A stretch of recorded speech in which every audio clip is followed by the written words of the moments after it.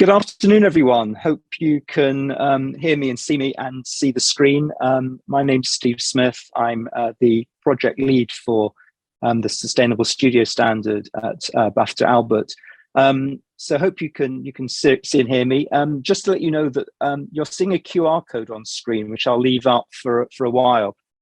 If you want any more information on the Sustainable Studio Standard, you can scan that QR code and it will take you directly to the landing page of the website, which is good, and you'll get more information. You'll be able to download things as well. So I just want to kind of talk about what we're going to be discussing this afternoon. So how to build a sustainable studio. We're not literally talking about building one from bricks, but you might want to do that.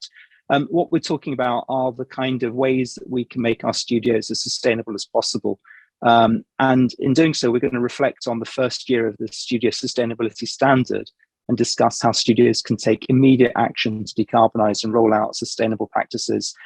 In a moment, we'll be joined by some guests for a discussion, and some of the sort of talking points this afternoon are sort of, what is the Studio Sustainability Standard? We'll be looking at some of the headline findings from our recently published report that came out last week. I'll be talking about how you can join the standard if you operate a studio and want to participate this year, and the timeline for doing that. And then we'll also be having some questions and answers as well, because I want to give plenty of time for you to ask us questions if you want to know more about it. So first of all, I want to just start by kind of putting it into context. Why does this matter? You might have seen over the last few days, more reports about climate crisis. We've had the hottest June on record.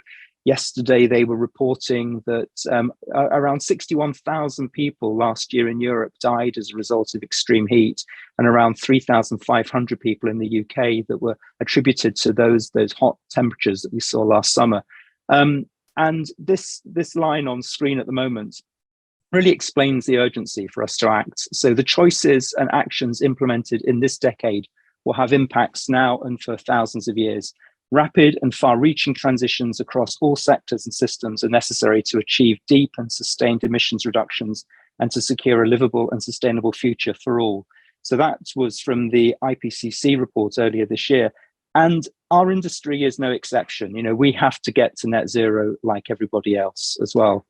And so the Studio Sustainability Standard was kind of designed to help the studio facilities sector do that. So it's a voluntary standard for studio facilities that has been created by and for the industry. The standard is aligned to the UN SDGs that you can see there, the Sustainable Development Goals. And basically, when we were setting this up, Albert identified the following key objectives for the standard. We wanted to provide clear signposting to all studio stakeholders, so productions, participating studios, and other suppliers about the things that really matter. We also wanted to provide a common rule book that progressive studios can use to help become more sustainable. We want to accelerate the adoption of best practice and also support studios with corporate reporting requirements, which are coming down the line as well. So that's what we sort of set out to do. And basically, the aim of the standard is threefold. So education is at the heart of it. We want to guide studios in the practical steps they can make to become more sustainable. Incentivization, how can we provide clear rewards and recognition for studios as they move along the path to becoming more sustainable?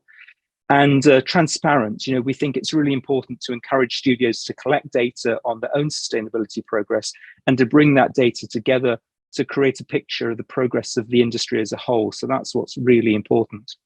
And then when it comes to recognition and rewarding, look out for these badges. So these are the badges that have been awarded to studios recently that participated in last year's standard. And I hope that increasingly studios will start using these on their literature, on their websites, on any kind of brochures that they send out. And basically, I'm hoping that the community, producers going to studios, will start asking studios if they're part of the standard. So, that's something that hopefully you'll increasingly sort of see. So just very briefly before we start our discussion, I just want to talk about I'm sorry, just reading something in the chat there, but I didn't need to do that at the moment. Wanting to sort of talk about the 5 themes that we focus on really with the studio standard. Basically, we are working in these kind of 5 key areas where we're talking about climate, the drive to help the industry get towards net zero carbon and become more resilient to climate change.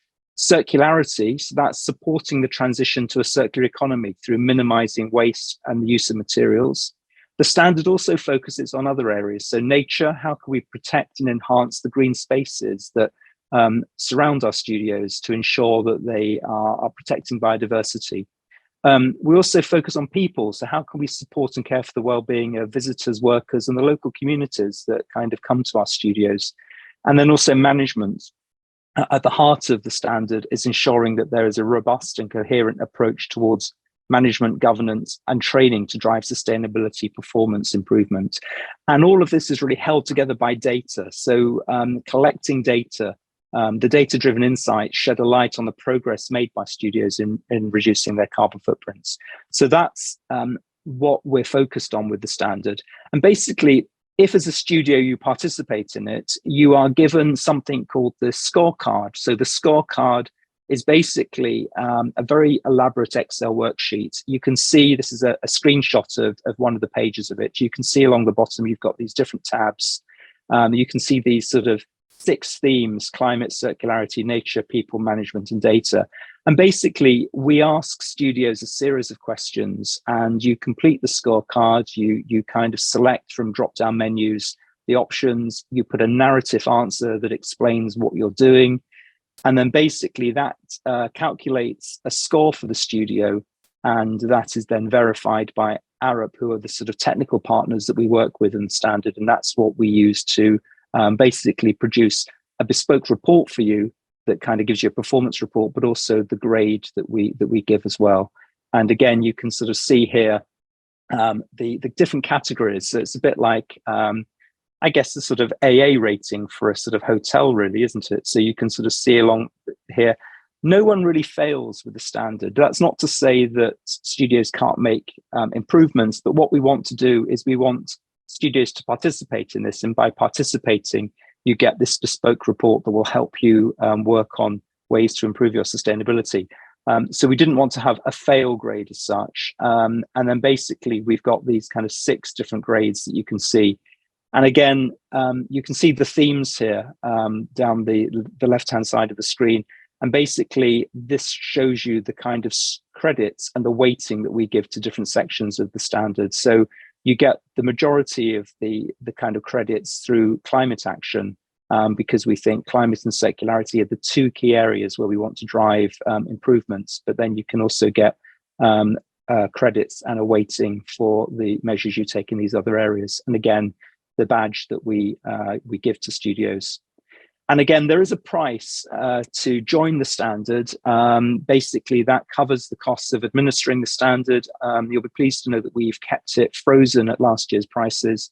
The sort of cheapest annual fee is £1,500 based on any studio facility that has under 15,000 square feet of studio space. And then it rises to £7,000 a year for the biggest studio facilities. And again, just to say that the fee is based on the square footage of your studio floor space or your sound stages, not your back lots or your workshops or your offices. So that just kind of clarifies that. And then basically, if you want to participate in the studio standard this year, I just want to talk about the kind of the reporting window. So we've just opened the standard for the 2nd year. Basically, the submission window stays open until the 30th of November. So studios have until the 30th of November this year to complete a scorecard and basically submit the evidence that backs up what they say they do to us. And then from December to March, Arup and Albert will be processing that. We'll be awarding the scores, verifying the kind of scores that you have, and producing the bespoke reports that you'll get. And then the new standard will be issued on the 1st of April. And that rating that you get, that badge that you get, is valid for 12 months until the end of March 2025. And then, of course, it's a rolling annual process. So that's what we're happy. That's what we're doing. I want to just take a moment to thank all the studios that participated in the first 12 months of the standard. So you can see the studios here. I'm really grateful to them for taking part. And I just want to very quickly, before we have our discussion, sort of share some of the sort of the highlights really of the standard. You can see here that what we're trying to do is we're trying to bring together a place where studios can sort of work together collaboratively. We can collect data to see how the entire studio sector is working towards net zero. Hopefully you can see that these kind of environmental impacts in the future, we'll start seeing reductions in these as studios take action. As I said, studios get an anonymized, you're not kind of, we don't want to name and shame studios, but studios get an anonymized report which shows where they stand compared to other studios. So you can sort of see this is the ratings that we got for the first 12 months. And again, you know, if you know that you're Studio 7, you can see where you sit alongside your peers. So there's hopefully an element of competition there, encouraging people to kind of strive to get a higher rating. And then again, I just want to quickly look at some of the highlights. So this is sort of a snapshot that we get in our industry report. So we can tell that 5 out of the 12 studios were using things like carbon offsets. 8 out of the 12 studios were using sort of on-site generation. 8 of the 12 studios also had 100% renewable energy mix.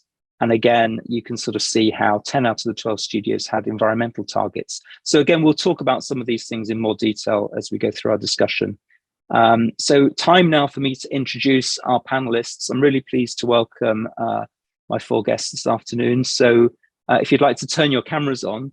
So we've got David from Warner Leavesden's, we've got Paul from 3 Mills, Julie from Garden Studios, and Jessica Kennedy from Arup. So welcome all of you. I think if I stop sharing my screen for the moment, then we can sort of see each other and sort of talk to each other a bit better. So first of all, I just wonder whether you'd like to sort of introduce yourselves and perhaps say a little bit about the studio that you sort of are here representing, the kind of work that you do. So could I start first of all then with David? David, welcome. Thanks, Steve. Good afternoon, everyone. It's great to be on this call. So my name is David Bisoni. I work for Warner Brothers Studios Leavesden, which is obviously one of the largest studios. We've got 20 stages, workshops, offices, backlot. We're a 235-acre site, so we're large.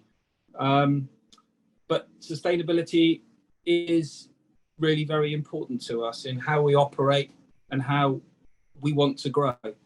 So just a word on the sustainability standard, if I may. You know, we were already on a path a few years ago about how we could improve in a solid way rather than just taking piecemeal actions. So we worked up an action plan, but we were, I suppose, struggling to be consistent and to stay focused on the development of that action plan. So when Albert came forward with this idea of sustainability scorecard, it just was really good because it gives us a structure and it makes it clear by answering the questions where we need to focus to have good impacts, meaningful impacts. Otherwise, the tendency was to do things that you kind of want to do rather than necessarily focus on what you need to do. So we found the structure of the scorecard really, really helpful at making us better. It's a kind of antidote to apathy, really. And so, you know, we've had there was quite a lot of work last year in pulling it together. We've definitely got room for improvement, but hopefully we've got many years to get better at it. So all in all, it's been a really, really worthwhile endeavour, and we look forward to doing it next year. Brilliant, thank you, David. That's good to hear. Julie, do you want to go next? And how did you find the scorecard? Was it an antidote to apathy for Garden Studios as well? Yeah, sure. Thank you so much for having me on this call. I'm Julie Hoegh. I'm head of sustainability at Garden Studios, and we are located in Park Royals, just west in London. We were established in 2021. We have 300,000 square feet footprint, 5 sound stages and 2 virtual production stages, plus a smaller sort of training screen. We serve the large streamers, all types of film productions, TV productions, ads, and music videos. And have at this point, I think we have about 91 virtual productions under our belt. And we engaged with this quite early on. I mean, sustainability and community engagement has been sort of one of our core values from the day we started. So about a year into our operations, we engaged with Albert and also stages of certifying with them. And it's, as David said, it's been hugely helpful in just shaping the way our business is run, because it's engaged early on. It's been hugely helpful in focusing on the right things. And as David said, it takes a bit of time, but it's been very useful. And I think we're starting to see the benefits of having this certification now. Brilliant, thank you. And it's great that we've got representatives from studios of different sizes and who have slightly different client bases as well, which is really good. So Paul, can I welcome you from 3 Mills? Again, do you want to perhaps just sort of talk a bit about your studio and your experience with the standard? Thanks, Steve. Hi, everyone. Yes, I run 3 Mills Studios in East London, just near Stratford. We're a 10-acre site with 9 sound stages, totaling around 80,000 square feet of sound stages, plus, of course, offices and ancillaries beyond that. So, unlike David, at 235 acres, we're a little smaller. And we're a little older. We're referenced in the Doomsday Book when mills were operating, tidal mills were operating on the River Lee. And our focus at the moment is high-end TV drama, and stay tuned for season 3 of The Great, which TX is on Lionsgate Plus, I think, this weekend. We also have MasterChef, and they'll be with us until they move to Birmingham next year, which is a great move for them and Birmingham. So yeah, the standard, I love it.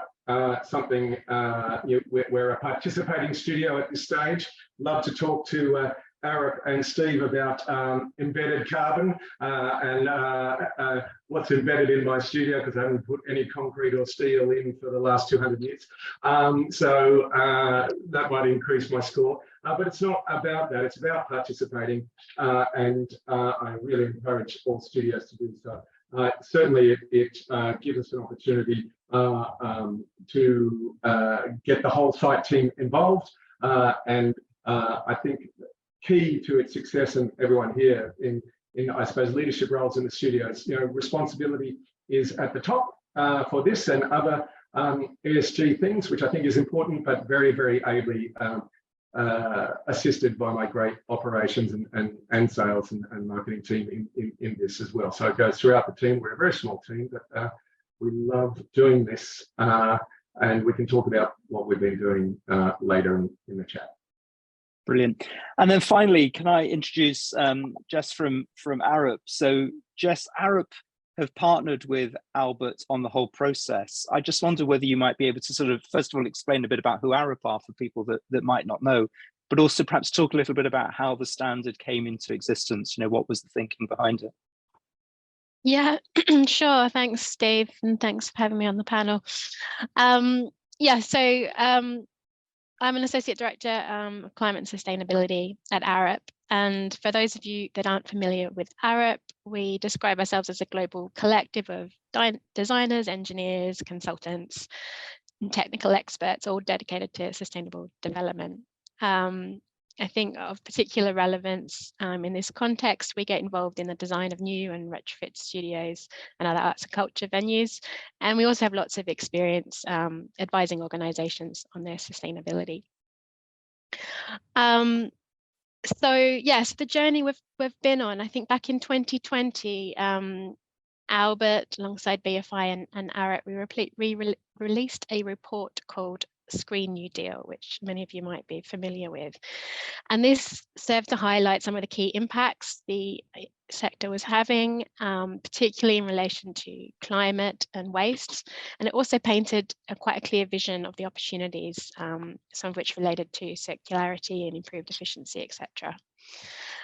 Another thing that that report highlighted was the limited amount of data that existed for the industry, and the need to really improve reporting so that there was more visibility of that impact and ability to track change over time. So I think that report's Green New Deal had quite a powerful narrative and played quite a key role in defining the need, and acted as a bit of a catalyst to bring the industry together and go, let's do something about this. So subsequently, working with Albert, we brought a number of studios together to engage on this topic and work out collectively what we could do to start to address the problem. And I guess we started by establishing some key principles that should guide us in working out what to do. So very important early on was thinking about inclusivity. So making sure that whatever we came up with would be open to studios at whatever stage of the sustainability journey they were on, and also to address studios of all ages and sizes as much as possible. That it should have an element of education, it should provide guidance somehow to help studios improve. That it should improve transparency of the industry, so address that lack of data that I mentioned earlier. And really importantly, to incentivize action, and meaning that in a number of ways. So incentivizing studios themselves to take action, to nudge productions to do more, and to fundamentally, I guess, create demand for more sustainable studios. So with these principles in mind, we collectively, with the studios involved, thought about the different solutions that could address this. And we thought about things like guidance manuals, training programs, award schemes, league tables, and eventually we sort of landed on the format of the sustainability standard as you see it today. Part of that process included what we call a materiality assessment, or a process of working out what was most important to focus on. And we did this through an element of desktop or literature review, looking at any sort of existing relevant frameworks, including the UN Sustainable Development Goals that Steve mentioned. And we did quite a number of stakeholder interviews and workshops as well. And that's how we landed on the 5 themes that you see represented in the standard today. And so within that, I guess fundamentally the standard was designed to provide an element of guidance. So that was ticked one of our sort of key principles, and we sort of structured that around quick wins, longer term investment, and incentives to productions. It's based on the principle of self-assessment to try and make it as accessible and simple for studios to get involved with. And importantly, it has an element of data capture, which means we can start to build a picture of what's going on across the industry. I think another important step was, once we had it sort of in draft, if you like, it went through quite extensive piloting for those studios that got involved at that time before it was released for year 1.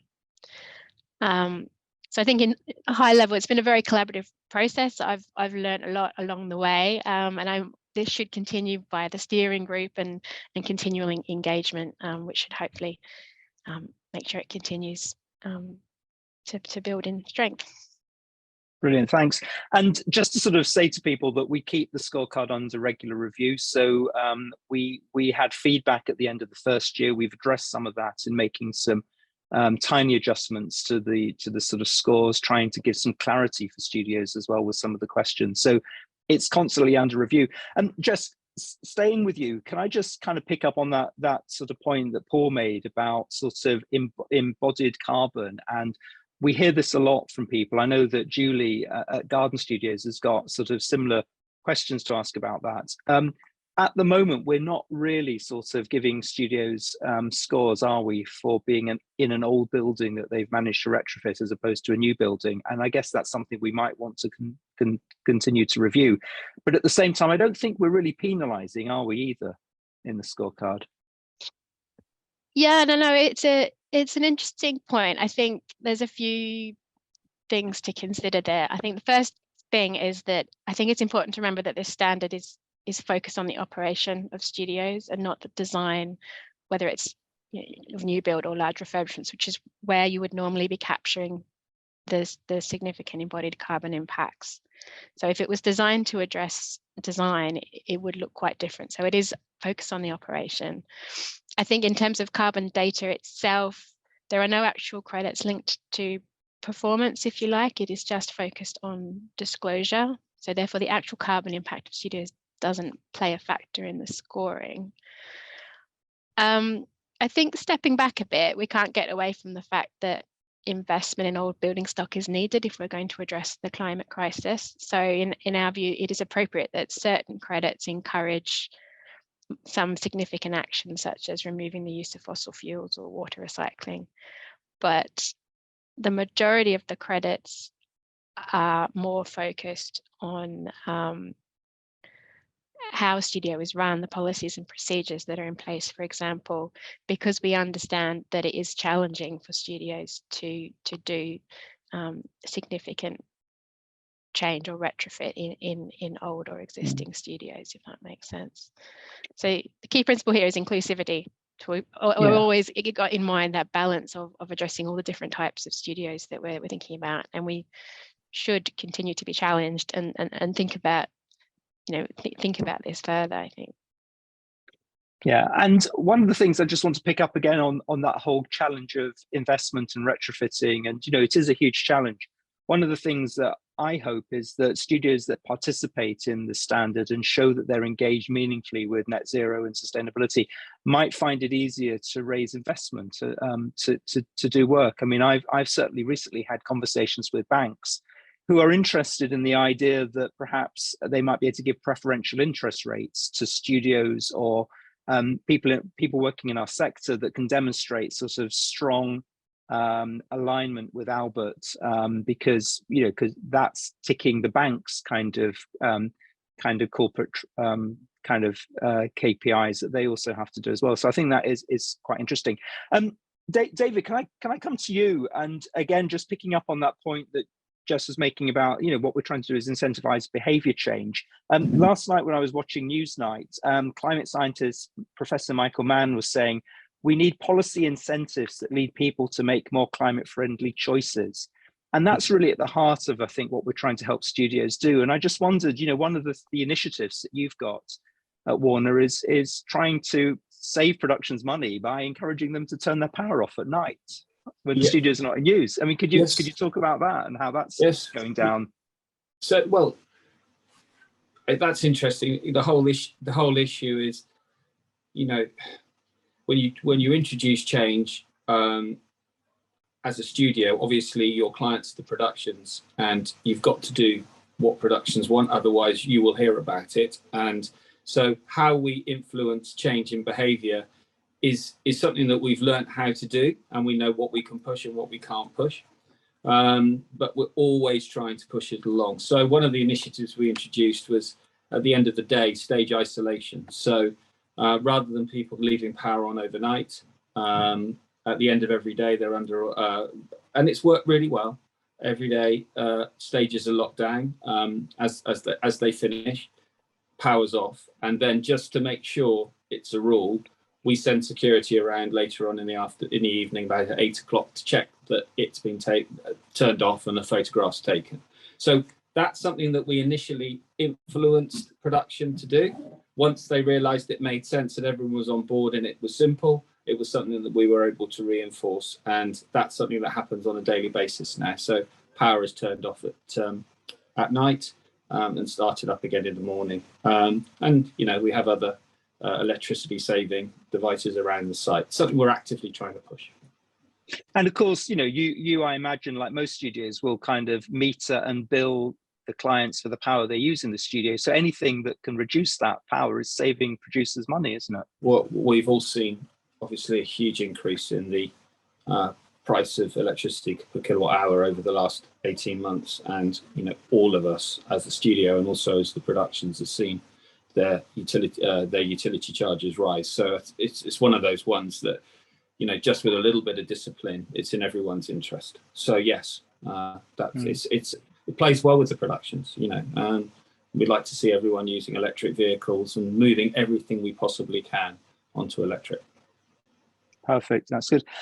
Julie, can I come to you? I know that at the Garden Studios, you've done a lot of work around circularity, and I think you might want me to share an image in a moment if you want to sort of talk about that.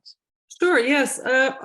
What we want to find ways to help productions reduce their emissions and also our own Scope 3 emissions. And one that is glaringly obvious is the problem of waste, which we have all seen.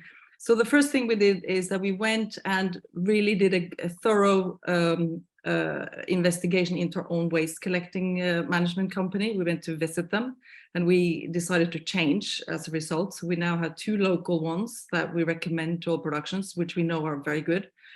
And the other thing that we did is we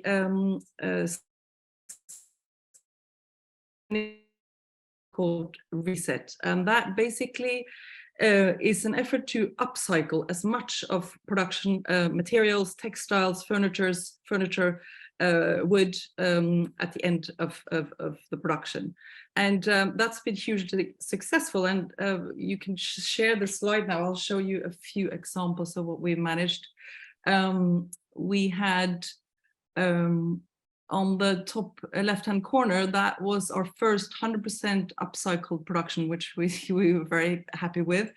That was basically what was left at the end of the production. Everything else was donated to the local community, charities, a local school that we partnered with, a sewing school that took all the textiles, and then the wood went to an organization which you can look at below, where it says local artist community.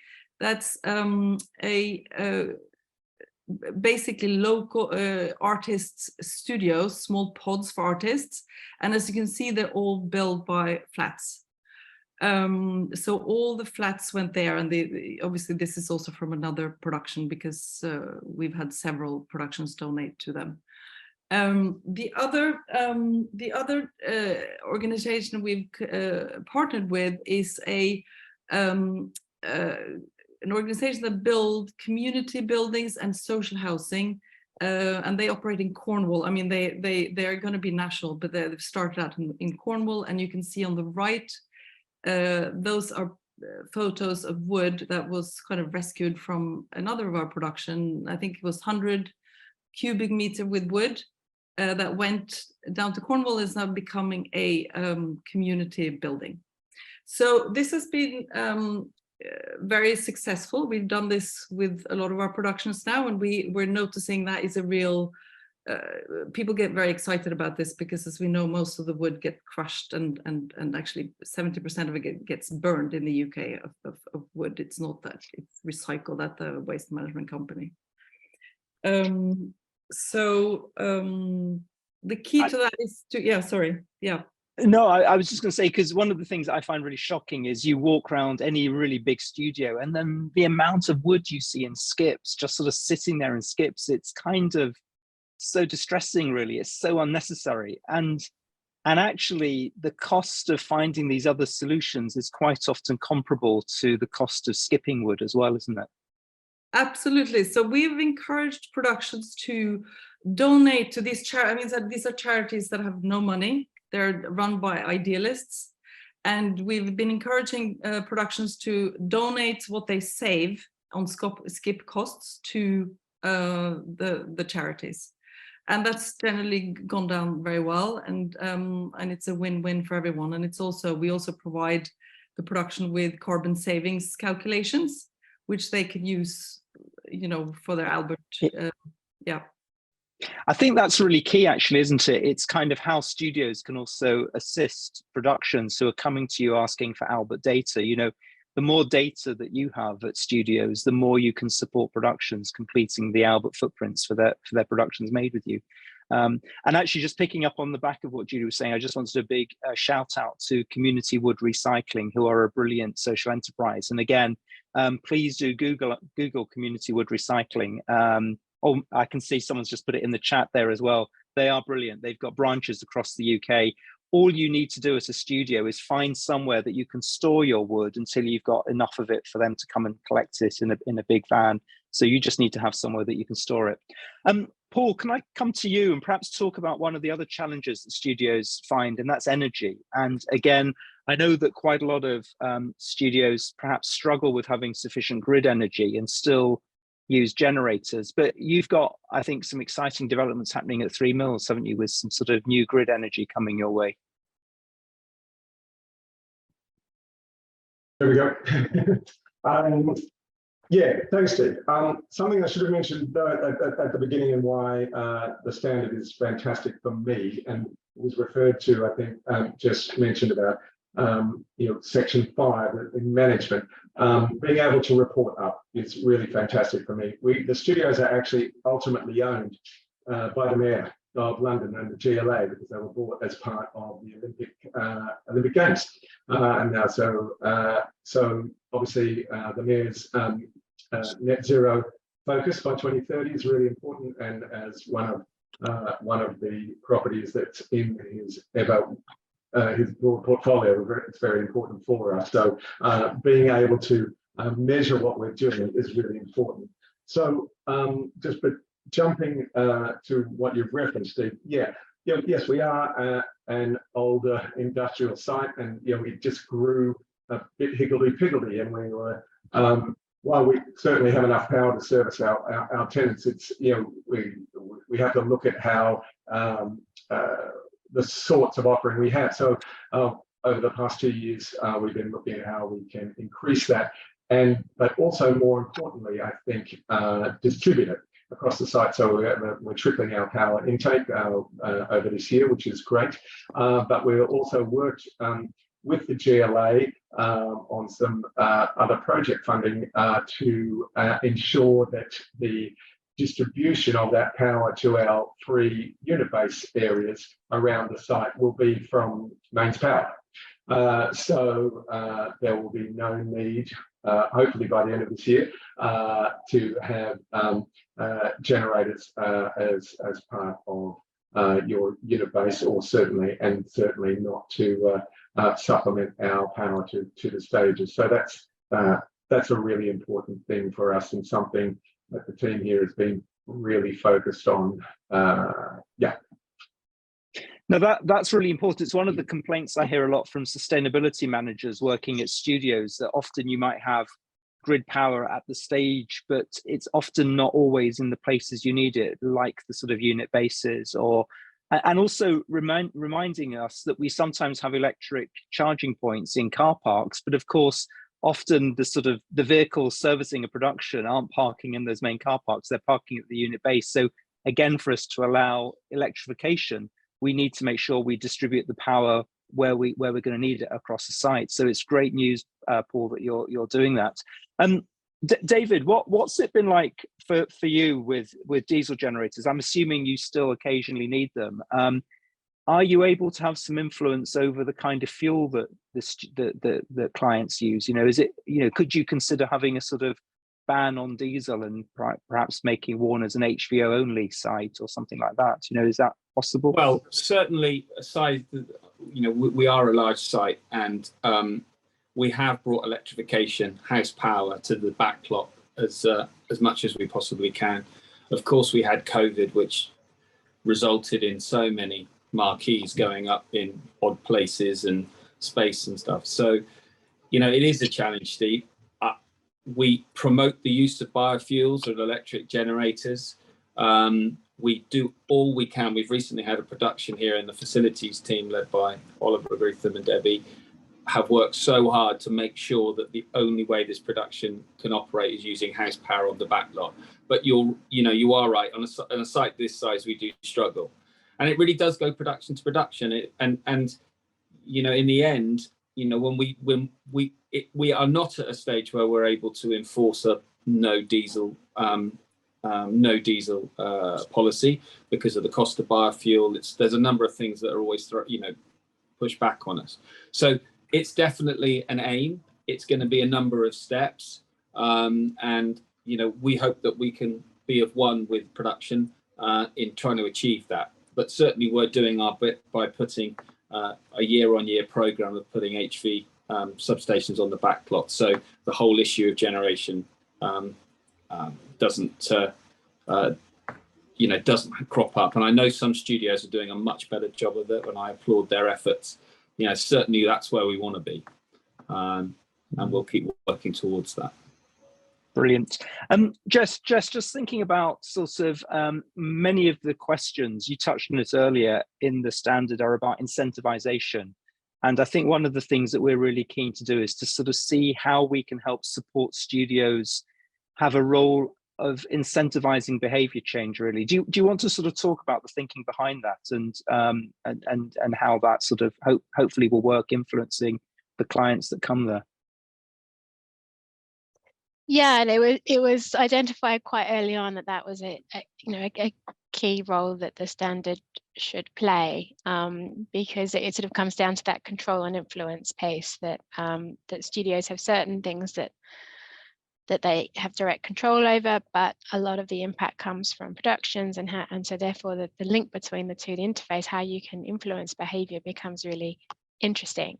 And so that is why a proportion of the credits within the standard are tailored to that. So things like encouraging reuse of materials, or encouraging having preferred suppliers for catering, or for taxi services, or all sorts of things are encouraged to provide that link, and therefore hopefully reduce the overall impact, not just the impact that the studios have control over themselves.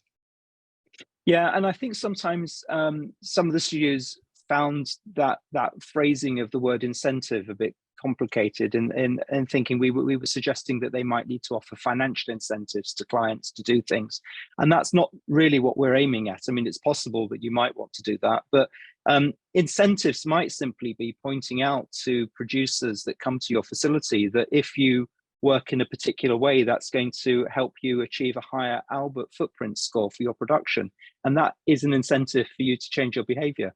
I mean, I've got an example. One of the things that we ask studios is whether they've managed to bring us a single-use plastics ban across the studio, because we think that's a really important thing to do. Sometimes studios say to me they're nervous about laying down those rules for clients that come onto the site. But I just want to point out to everyone that, a broadcaster like Sky, for example, has a corporate single-use plastics ban. So in theory, if you're making a production for Sky, you shouldn't be having single-use plastics anywhere in your supply chain. And so a studio, by implementing that, is actually helping facilitate a policy that already exists. And I would have thought Sky would be very pleased. I'm sure productions would be pleased that you're helping them kind of meet that aspiration. So these things are useful, aren't they, I think? Yeah, and sorry. I was just going to say, Paul. It gives you a reason to have a conversation as well. If nothing else, it opens up the dialogue on these issues, and you start to understand any sort of challenges on both sides, I think. Yeah, Paul, sorry, what you thanks for raising it, Steve and Jess, because that's one of the areas that we had a bit of an issue with the standard with, but Steve, it was great that you were able to come out to the studios and work through with us subsequently, because we're very much a dry hire space, and people do what they do. But I suppose I feel more emboldened now after chatting with you, Steve, on that, and it's certainly one of the areas that we will focus on, and one of the areas, as I said, that we felt we were penalised on. But yeah, as I said at the beginning, it's not really about. What's important is being part of the process, not where we were scored. And I think those things that you mentioned, Steve, those examples, and some of the great things that Julie has mentioned too, and the things that you mentioned, community recycling and that sort of thing is really important.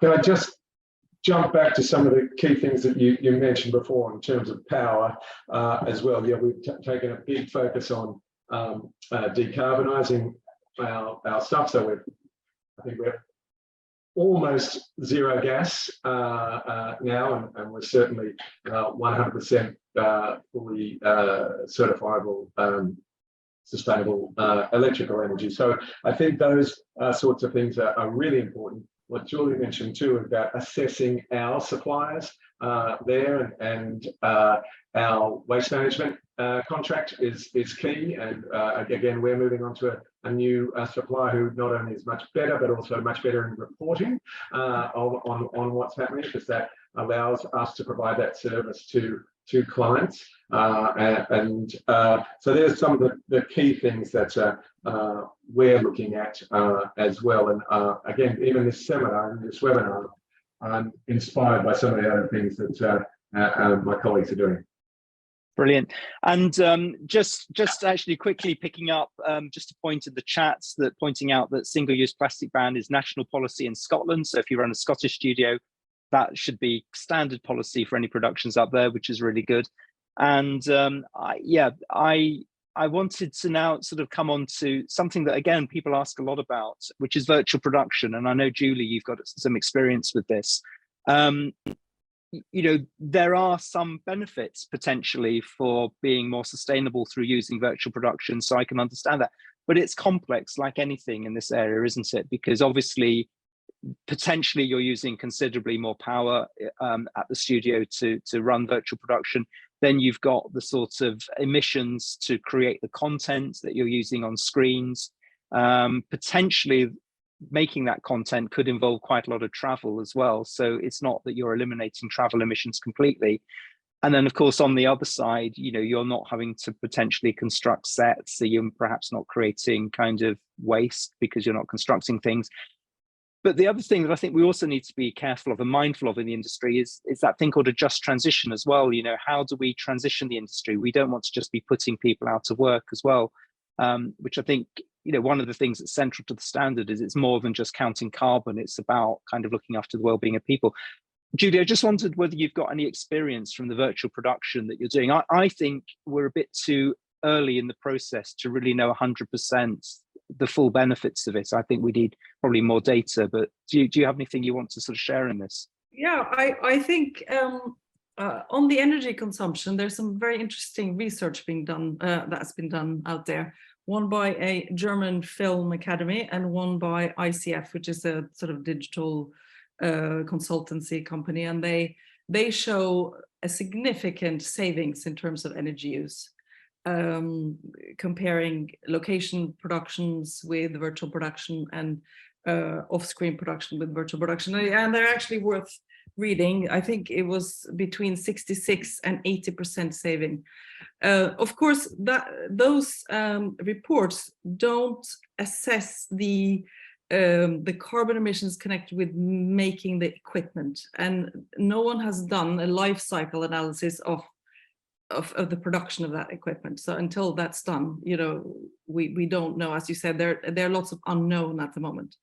But we've had 90 productions at our studio so far. Many of them ads.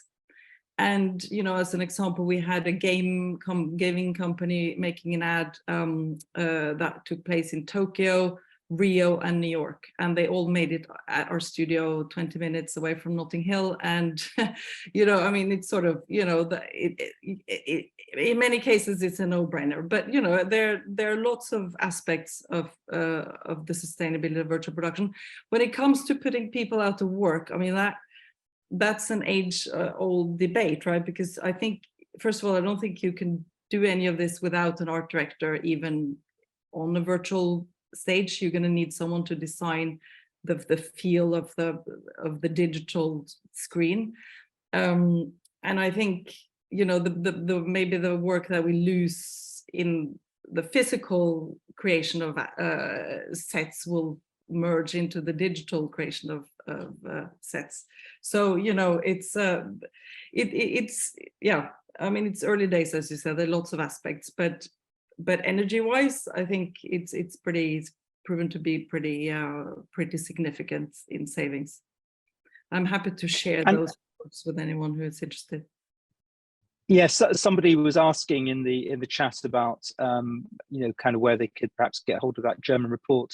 And again, I think sort of thinking about circularity. I mean, somebody mentioned in the chat earlier IP in relation to wood. IP is often one of those problems that can try and prevent us from recycling things, because productions get very concerned about sort of identifiable pieces of their set or props being sort of cropping up somewhere else. I think personally there must be ways around that. I think that is a kind of lame excuse, really, if we're kind of using IP as a way of burning stuff. I think I'm sure there must be ways that we can sort of deconstruct things to kind of make it not recognizable. And I was again kind of thinking about, with virtual production, presumably we need to be creating these kind of banks, these libraries of assets that we can share again, so that we're not always going out and creating something new, which I think is important. And likewise, if we're not going to use VP, if we're going to continue to construct sets, it's ensuring that we work in as much of a circular economy way as possible, so that we're reusing rather than creating kind of things that become waste again in the future. So I think that's really important. I think you can be, instrumental in helping setting up a bank like that. That would be hugely helpful. And also some sort of copyright. I don't know how it would work legally, but that you get paid for creating that asset and let other people use it. Yeah, David, did you have any VP experience with Warner's that you can sort of add to the conversation? Oh yeah, we've got virtual production in supporting some of us productions, and have done so for the last couple of years. I mean, it's I think the time is yet to come. I think productions have taken a while to adopt. It's a completely different way of working, but I think there's enough enthusiasm, and we've seen a couple of the big productions here have used it, and the results have been great. And of course, it makes life a lot easier for the next series or reshoots and so on and so forth. So the opportunity virtual production brings is amazing, but I do think we're still very much in the real world for the time being, and I think we're going to see virtual production grow in the years ahead. It's very interesting what you're saying about sets and reusing sets. In our experience, a little bit has been that you can pull a set together, but there's always time pressure on productions. They want to get in and they want to get out, and so again, that's something that studios and productions, I think, can collaborate more on, making it easier for sets to be pulled apart and segregated and reused in a very efficient way. We're already there. There's already segregation of waste, and we use suppliers that make sure that they use 100% of what's collected. Is almost 100% recycled. But that's how we do it. But I think there's also working with productions, because time is money a lot of the time, and that's the hard bit.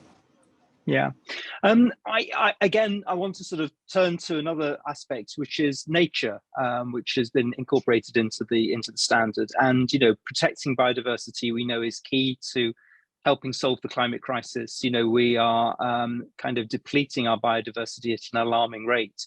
And again, Jess, we decided to put some sort of credits into the standard, didn't we, to encourage studios to care for nature spaces around them.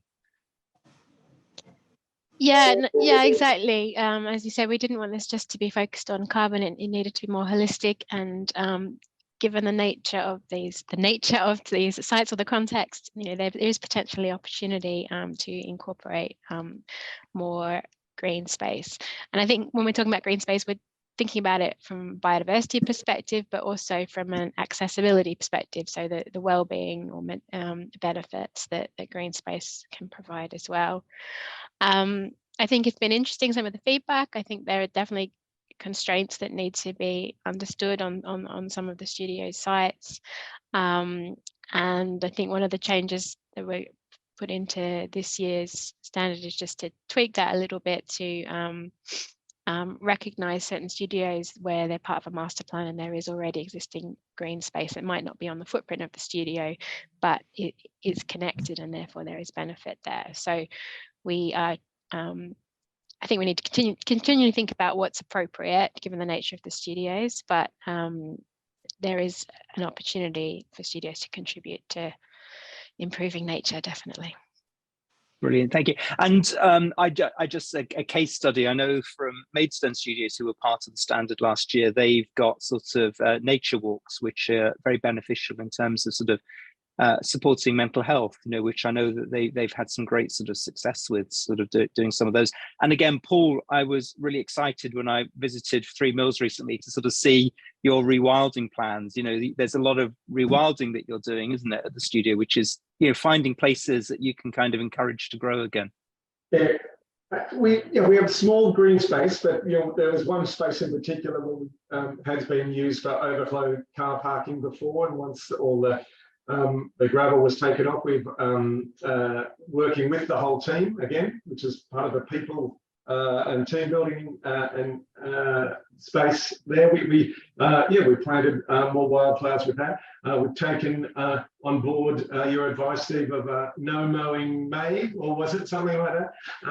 And you walk around now, it's a bit of a jungle in some of the otherwise grassy spaces, which I'm quietly loving. And there are some spaces that we tidied up before, which were just to make it look nicer, that are now much wilder and covered in wildflowers and local UK wildflowers. So those little things have really helped both the look and feel of the site, but also engaging the rest of the team in getting out there with a sun hat and a couple of handfuls of wildflowers. I'm looking forward to the 3 Mills honey when you put your beehives in there. Absolutely. Brilliant. And actually, I want to come on, which is connected really to sort of resilience, kind of being a resilient facility, being able to have climate resilience. And one of the recommendations that we make in the standard is to encourage studios to do their own climate risk assessments, because, I'm aware that the very kind of changes to our weather patterns, we get these torrential downpours of rain, and studios have got lots of concrete and flat roofs and things. They're very prone to potentially flooding. And again, I don't know, Julie or David, has it been helpful having to think about doing a sort of climate risk assessment for your facility to think about how you might want to mitigate those kind of risks? Well, if I can, we've taken your advice and we actually are pulling together a climate risk assessment. And that's a lot to do with, we're quite a resilient studio anyway. I think studios tend to be quite resilient because of what they have to go through on a daily basis.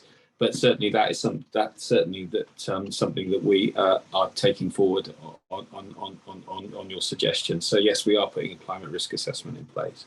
But just going back to what Paul and you were talking about before, I think the nature element, obviously we're a 235 acre site, as I mentioned before, so we've got a lot of opportunities, but it just reflects so well.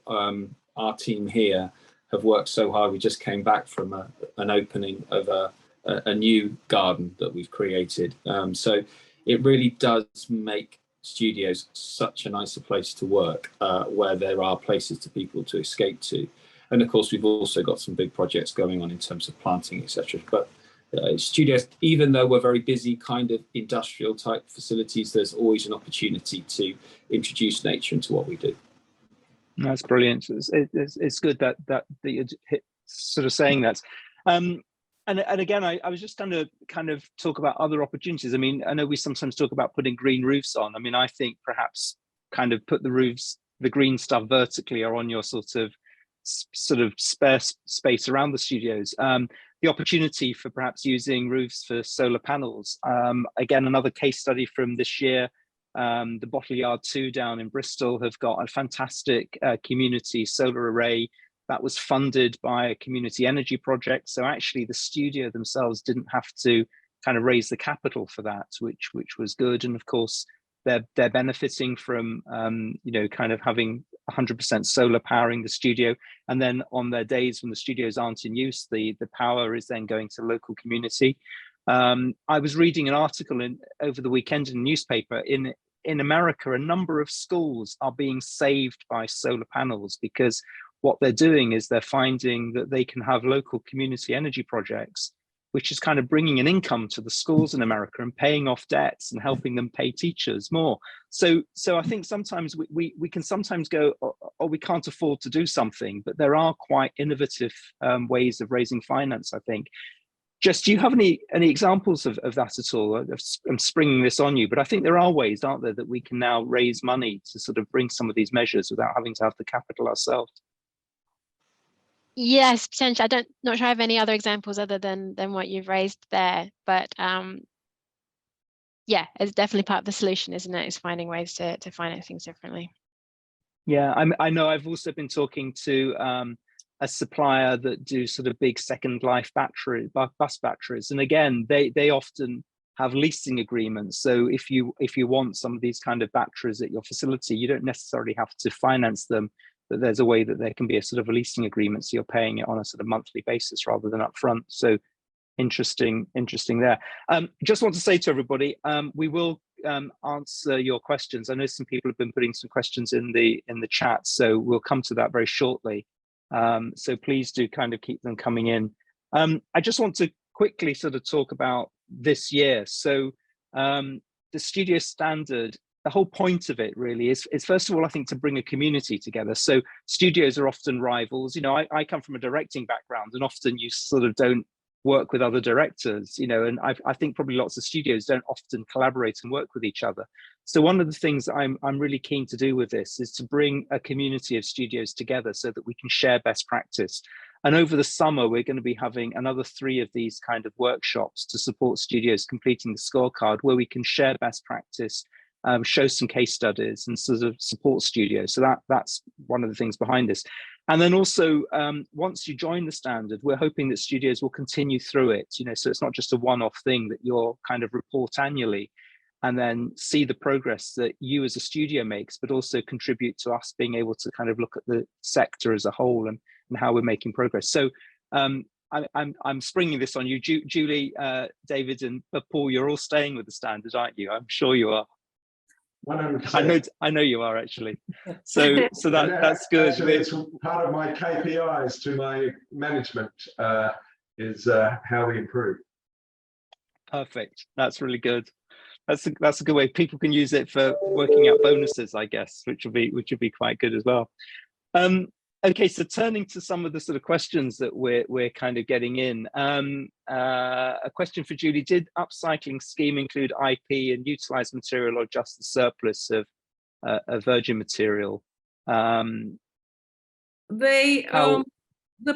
productions have taken away anything they feel is IP, under IP.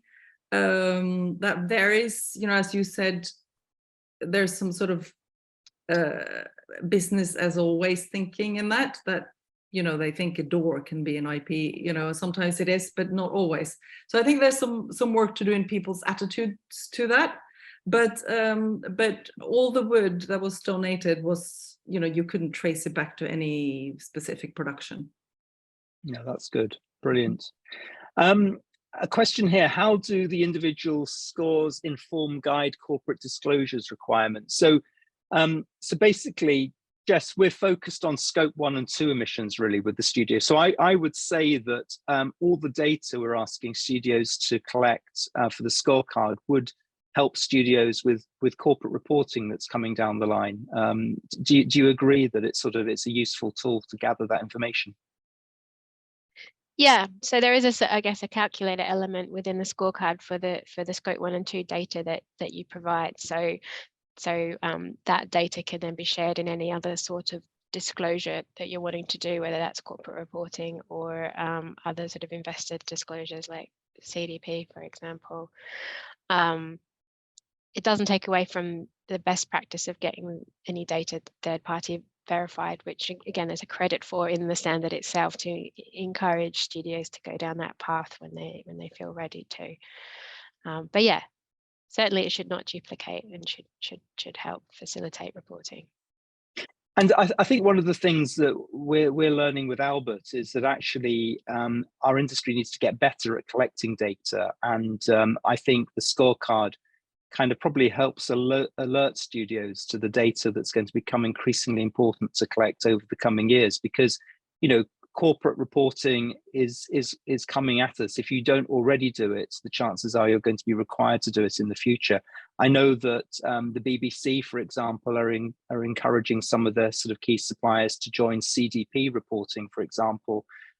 So again, I think if studios join the scorecard, it gets you into that kind of position of collecting the data, making sure you've got it available, and that it's quality data as well, which is important. And the scorecard is only focused at the moment in scopes 1 and 2. I mean, I think it would be lovely at some point in the future to see if there was a way of bringing scope 3 emissions into it. I think that's quite a lot of work for studios at this stage to sort of do.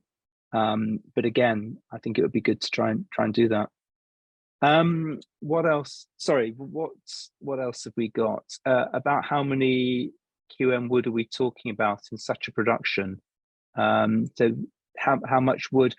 I'm not sure that I would know the quantity of wood. All I can say is when I visit some studios, there's vast quantities of wood sort of in skips, and I've also seen literally piles and piles of kind of, is it what, 10 by 8 sheets of kind of what looks like plywood stacked up outside studios. So our industry uses vast quantities of wood at the moment. And again, you know, just saying to people, perhaps think about alternatives. You know, we at Albert have done a lot of case studies around the Vector project, who are using sort of cardboard sets, which is fully recyclable. I think they've calculated they have sort of 90% fewer emissions than traditional construction. So again, there are alternatives coming on board. So what else? Great approach using transparent consultation with studio team members. And so if the action made sense to them, then everyone is on board. So question for David, what were some of the ideas that you thought were brilliant but did not get supported by the studio team, and why didn't they work? Are there any examples of things? So David, I think it's a question of any examples of things that you're finding you get pushback from clients sometimes. Yeah, I think diesel generators would sometimes fall into that category, and I think as well, it's just I think when you talk to productions, and you know, we all have great ideas, but it is the time pressure. So I think both it's a two-way street. I'm just not leveling this all at productions at all.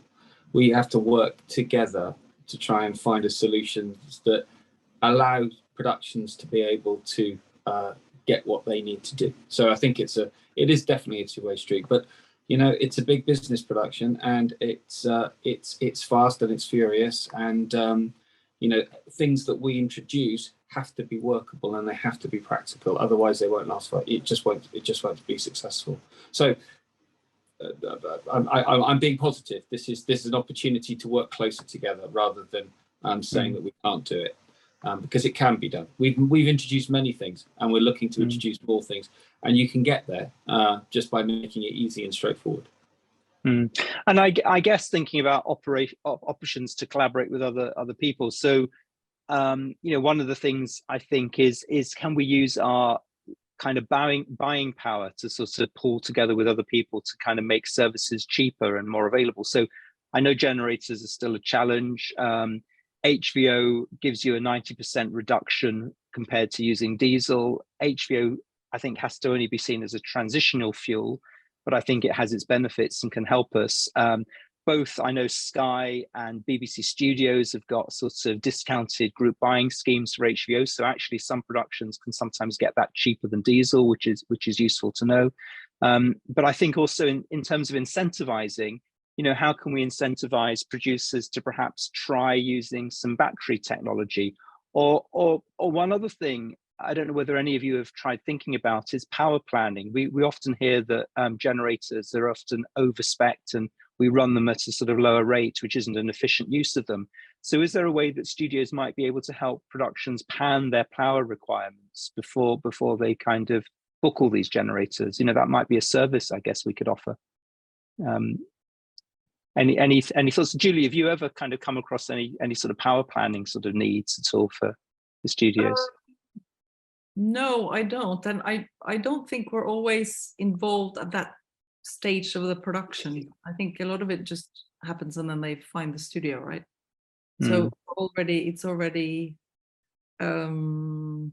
Yeah, it's all, you know, another thing I find is communication, and that, you know, you can tell the production that you have a no generator policy, for example, but then they come on site and there's a catering van with a generator. And just last week, I went up to 2 catering vans and said, you know, we have power here, so if you want to use the power, and they were like, yeah, sure, happy, yeah, of course. So the information doesn't trickle through to the subcontractor, and I think that is a problem that productions need to kind of deal with. And I guess it's also that thing of business as usual, isn't it? There's this assumption that that's how you always work. And so it's just trying to get people to take a step back and think, is there an alternative way of doing this? I've got another question about, you know, we've been talking about waste wood, but someone asking, you know, what's being done about things like plastics, polystyrene, paints within studios? I mean, I would say that studios should be trying to have a single-use plastics ban, and that is sort of saying we don't really want to have single-use plastics anywhere on a facility. I would also be saying that polystyrene, I mean, I know a lot of people in art departments use polystyrene as a material that you can carve out of. I know Sky have got a polystyrene ban in their supply chain. I mean, it's a terrible product. I'd love to see studios feeling that they could be brave enough to ban polystyrene from the site. And again, you know, we encourage with the standard studios to use low kind of VOC paints, which is kind of you know, water-based paints that don't have kind of high. I think it's the sort of smells that you get from them as well, isn't it? Which we're trying to sort of discourage. But and again, I know that from a colleague of mine that there are a number of kind of charities that you can use. So. You know, if you've got paint left over at the end of a production, there are loads of people that will take that away and will use it, you know, even if it's just going to local schools. And another thing, I don't know whether any of you have tried this around sort of waste food at the end. You know, our catering often produces a lot of waste. I mean, obviously food can be composted and that's one way of dealing with it. But I know Olio, for example, the food sharing app, are interested in working with studios and productions, and they'll come and take that food away and make sure that it gets distributed afterwards. So if we stop and think, there are often solutions that we can find to many of these problems. It's just a question of thinking about what those could be. Yeah, Steve, on that, and referring back to what David was talking about, how do you work with productions? You know, we've found that our biggest client, as I mentioned at the beginning, is very active in this space, and they have a generator need that developed in COVID for airflow and air conditioning on the stages that they facilitated at the studio. So they now run that on biofuels with themselves, which is great.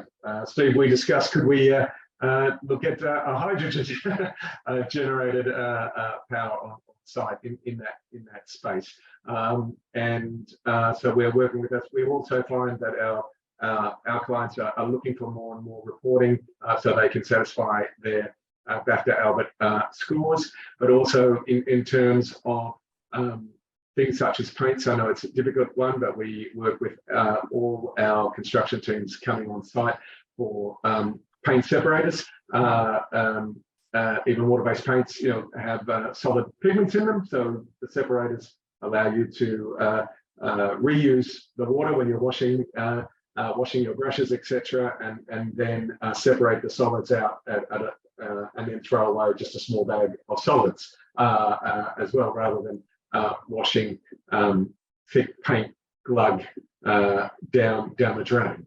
So there are lots of different things that we're working on with our clients in cooperation, or to respond to their demands.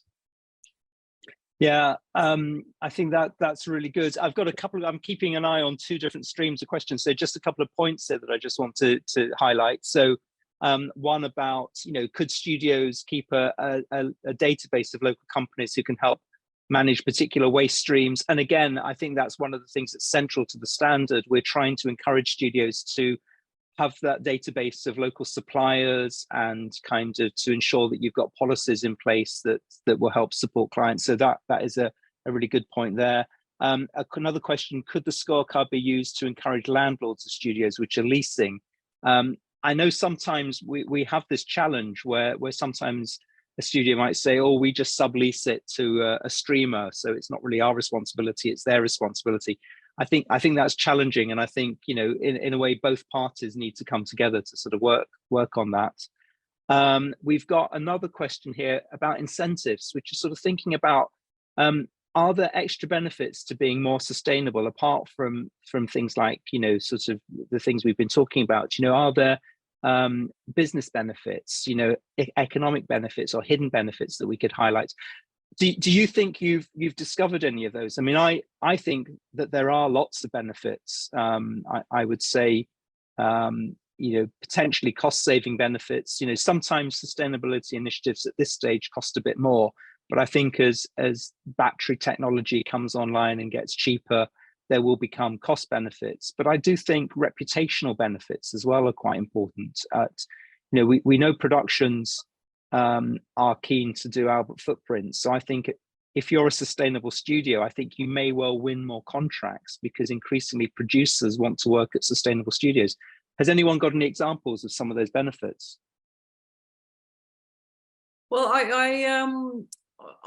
we've noticed a huge pickup in interests around our sustainability initiatives.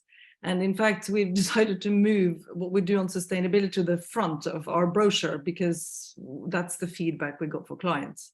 So I think in terms of getting business, I think it could be hugely beneficial. I don't have a number to put on the benefit, you know, like a financial gain, but my feeling is that this is the way forward, and productions are increasingly going to ask for it. And yeah, Steve, you'll be pleased to hear that we help quite a few productions with their application to Albert on the studio side, so on the film side. So, you know, that it is going, that, you know, it is becoming a virtuous circle. You know, we are all linking up to make sure we work together. It is coming. It's not there yet, but I think it's coming. Yeah. Got another question here about sustainable catering, and I mean, I think most studios or most productions tend to bring their own catering in, don't they, to studios? So again, in my experience, it's trying to encourage studios to make sure you've got suppliers lists that you can point clients towards good catering companies that have good sustainable policies. And again, it's ensuring that we minimize waste. You know, we want to be trying to avoid having kind of lots of takeaway type containers that get thrown in waste. So being able to segregate your waste is really key. If your caterers are using systems like vegware, they have to be sort of anaerobically digested. So sometimes you might need to have a sort of waste stream to kind of put that into. There are some great, I'm going to give another shout out. There's a company called Juni who do a sort of kind of clamshell type things, but they're reusable and washable. So basically, you know, it's like a sort of traditional clamshell that we often eat our meals in. But at the end of the day, you kind of put that in a bin, and they get collected from a studio or a location. They're washed and then returned to be used again the next day. So again, thinking about those alternatives, I think, are really important. And again, another bit of advice I'd like to give people is thinking about the kind of menus. You know, we're told by the Climate Change Committee we need to sort of think about reducing our meat intake by about 30%. And, you know, red meat has the biggest carbon footprint. Can we encourage more plant-based diets? Do we ever do food surveys amongst our crew to find out what crews actually want to eat? Because you may find that increasingly people are already going on this journey themselves. So how can we support that? And then could we think about things like food labeling, again, where you can try and point people in the direction of lower carbon foods, you know, and if you can kind of highlight that with good comms to communicate with your crew.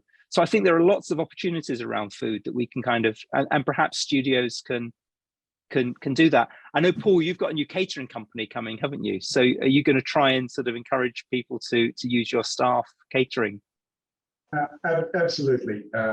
It's Jones and Sons, who are actually very involved in the film industry already as production caterers, but also if everyone saw the movie Boiling Point, it was shot in is it Boiling Point? Yeah, it was shot in their restaurant in Dorset. But they're the sorts of things we're working very closely with them on all all those things. And in fact, they're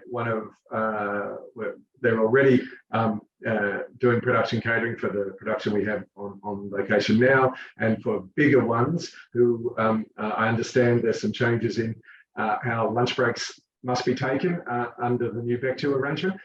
So they're looking for better on-site catering and feeding spaces as well. So it's how the industry is changing. And Steve, sorry, David, put in for practice. As of a couple of weeks ago, when you come to the studio canteen at Leavesden, every single thing, every single plate, you have a choice, and it's clearly each menu, each item is showing its carbon footprint. So you can choose if you so want to pick a menu is based on its carbon footprint. So all of these things are happening right now. It's not that difficult. Most of the big caterers are able to establish, each of their menu items, what that involves. So it can be done. That's really, really good to hear. Fantastic. That's brilliant. Again, just pointing people towards the sort of the webinar chat, because what I like about this session is that people are sharing case studies. So we've got lots of great advice from other people on the call today, kind of sharing links and things. So do keep an eye on that. Somebody's pointing out that in Ireland, being part of the EU, there are kind of more rigorous ESG reporting requirements being rolled out. And again, just to point out that the studio standard is an international standard. We've got studios in the US part of the standard. We're going to be joined this year by CBC in Canada, which is really exciting. We're also talking to studios in the EU about joining the standard as well. So again, the standard may well be able to help you with some of your ESG reporting, which is good. I've got a question here again about scope 2 emissions.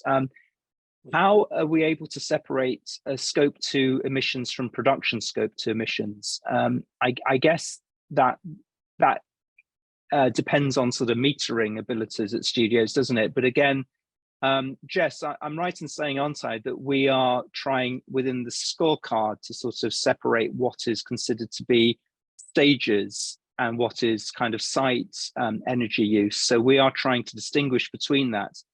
And I guess there is potentially the scope for a bit of double reporting, but that would come into the scope, because hopefully productions are reporting their electricity usage as their scope 2 emissions, aren't they, when they do output footprints as well? Yeah. I'm not close to that aspect of it, but I think there is an attempt to make it as clear as possible what is in the studio's footprint as opposed to the production. We can continue to look to improve that, I guess, moving forwards. Yeah, but we do in the scorecard, we do ask studios to separate out the sort of energy usage at stages as opposed to the energy usage across the site as a whole.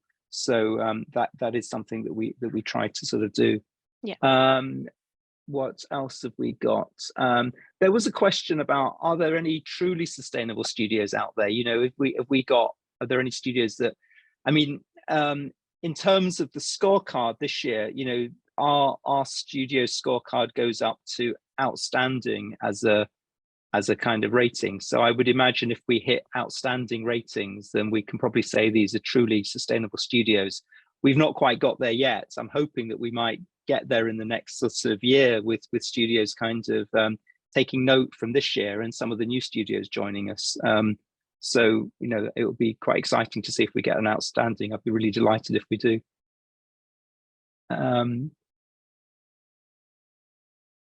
So so we are an SME with 38 square meters of studio in-house. The fee levels exclude for a business of our scale, but there are probably a whole bunch of micro studios that would like to join the standard. Would Albert consider a category for micro studios? A very good point. And so that's something we'll look into. If you wanted to email me and sort of, let me know. I think there's an email address that Kishan will put up later if you want to contact me. How are the studios motivating staff to get on board with sustainability agenda, or is it sort of left to tree huggers? Tree hugger pull from accounts. What do we think? Are you finding it easy to? I know not difficult. Not difficult at all. Not difficult at all, Steve. you know, we have we're not telling the world what we're doing, but we're definitely internally explaining, you know, what our plans are and getting people involved. And, you know, it's something that a huge proportion of the people that work for Leavesden really want to get involved in. So not difficult at all. It's something that I think people are quite proud to be involved in. Makes their working life better. So not a problem. And we've had so many good ideas come. The whole idea of our plan was to not just have a top-down, you know, people telling people what to do. It was all, you know, we have collected many really good ideas from what's out there and what people suggest. Yeah. And Julie, oh, sorry. Sorry, I didn't mean to jump in, but So I was just going to say that, again, I've done it. I was going to say that Julie's modus operandi at Garden Studios stems from sustainability, right? Sorry, what do you mean the way we the way we operate? Yeah, I mean, key. So everyone working there. It was key, totally key. But you know, it takes a little while to kind of change mindset in that, you know, everyone's on board. But now I'm finding that some people are more extreme than I am when it comes to recycling, you know, pulling things out of bins. And so, you know, everybody is on board, and it's you know, it's like it's a fun thing to be part of. Once you know you can solve this huge problem we all have, it's very motivating. Sorry, Jess. Yeah, no, I was just going to add to that. In my experience, I think if you've got that combination of the top-down structure and drive, and then if that's matched by the bottom-up enthusiasm, that's a really good recipe for success, I think. And there's another benefit here that I think that links to employee retention, that sustainability can if people feel like they can see things are happening and they're contributing to that, I think it can really, there is evidence that links to employee retention. Yeah, I know. Again, sorry. No, sorry. At 3 Mills, it's driven by the younger members of our team across operations and sales, and of course, as I mentioned at the very beginning, supported and on my list of responsibilities at the top. So exactly what Jess said. Yeah, and I just want to give a shout out. I know IMG, you know, have done a very similar thing where they've got a kind of green team together, and it's all the staff sort of doing this in their own time and supporting these initiatives, which is really good. Just again, looking out, there's a question about is it a national standard? Well, this kind of is the international standard. I don't think there's anything else like the studio standard, and as I said earlier, we are working internationally, so we're looking for more studios across the globe to join this. And then we've got a question from a university saying, you know, they've got a small studio, would love to be part of this.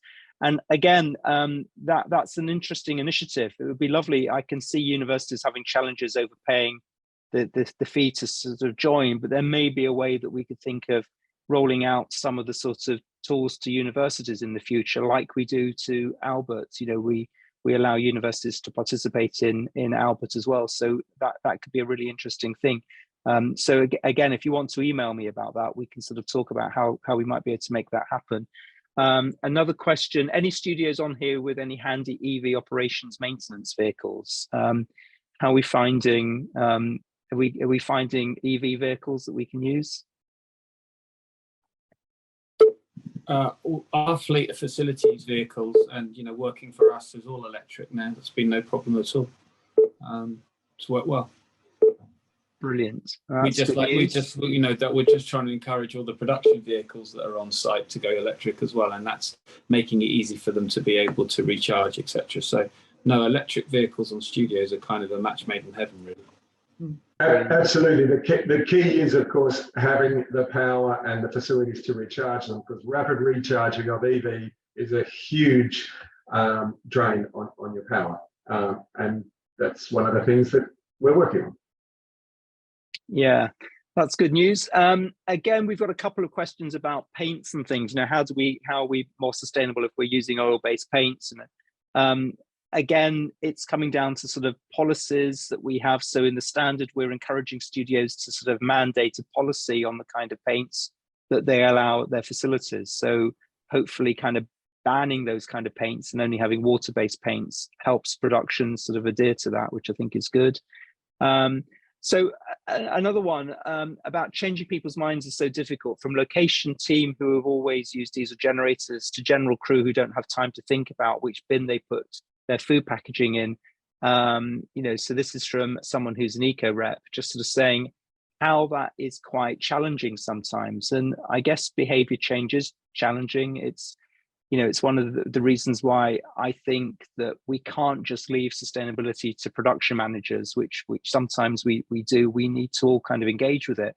But I do think, you know, in the future, we may find that if we want kind of faster action on halving emissions, we are going to have to support sustainability consultants and managers and start encouraging productions to put lines in budgets that can pay for some of these initiatives.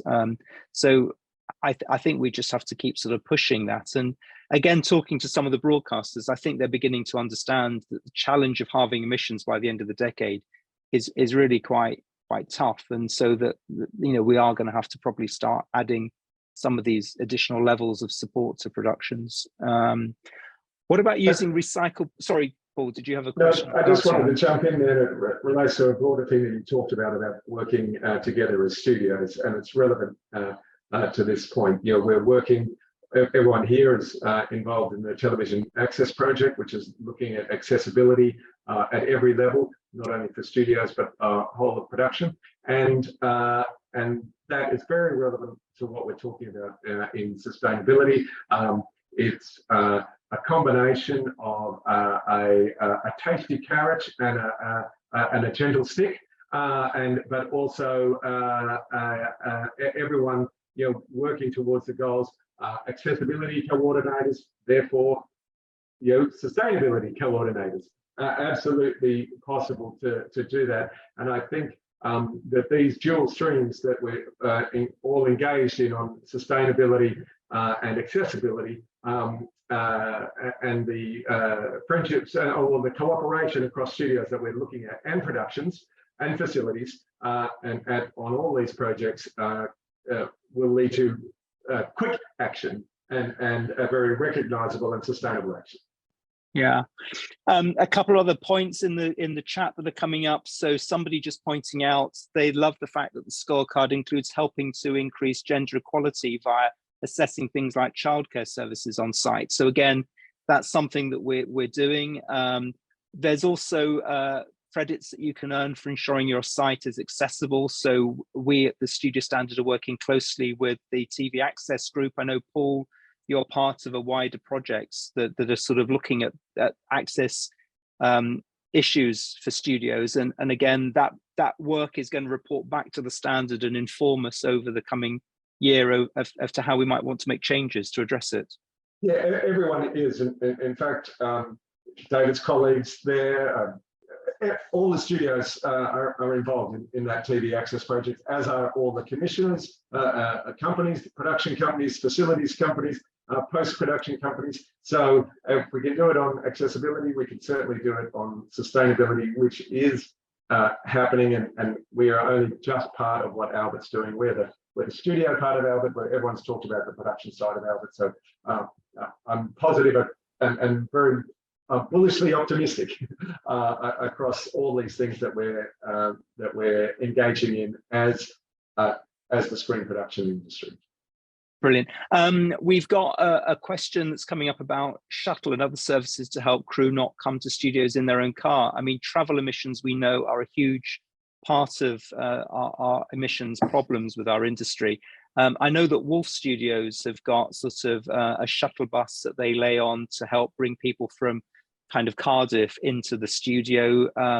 I'm sure, David, have you got sort of a shuttle service that you run at Warner? We do, because our main station is Watford Junction. So we run a shuttle that takes people to and fro Watford Junction. But we're also going to be implementing some services that go to local places where we know production people live.